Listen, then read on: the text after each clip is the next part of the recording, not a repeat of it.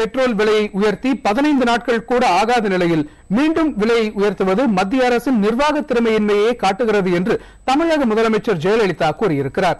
இது தொடர்பாக இன்று அவர் வெளியிட்டுள்ள அறிக்கையில் இந்த விலையேற்றம் அத்தியாவசிய பொருட்களின் விலைவாசி உயர்விற்கு வழிவகுத்து ஏழை எளிய மக்களை வாட்டி வதைக்கும் என்று குறிப்பிட்டுள்ளார். இந்திய ரூபாயின் மதிப்பு வீழ்ச்சியடைவதை கட்டுப்படுத்த நடவடிக்கை எடுக்காமல் அந்த சுமையை மக்கள் மீது ஏற்றுவது ஏற்க முடியாதது என்றும் முதலமைச்சர் ஜெயலலிதா கண்டனம் தெரிவித்திருக்கிறார்.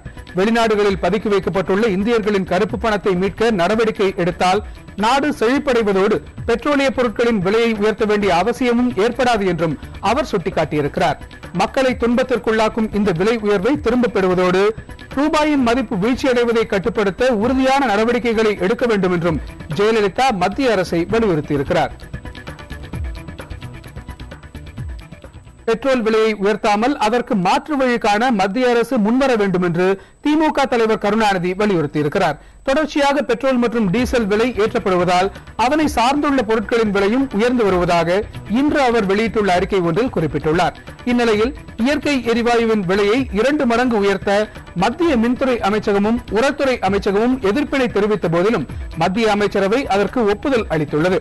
விலை உயர்விற்கு உள்நாட்டில் இயற்கை எரிவாயுவின் உற்பத்தி குறைந்ததே காரணம் என்று மத்திய நிதியமைச்சர் ப. சிதம்பரம் பதிலளித்துள்ளதை கருணாநிதி சுட்டிக்காட்டியிருக்கிறார். இதுபோன்ற விலையேற்றங்களுக்கு மத்திய அரசுதான் பொறுப்பேற்க வேண்டும் என்கிற நிலையில் விலையை உயர்த்தாமல் அதற்கு மாற்று வழி காண மத்திய அரசு முன்வர வேண்டும் என்றும் அவர் கேட்டுக் கொண்டிருக்கிறார்.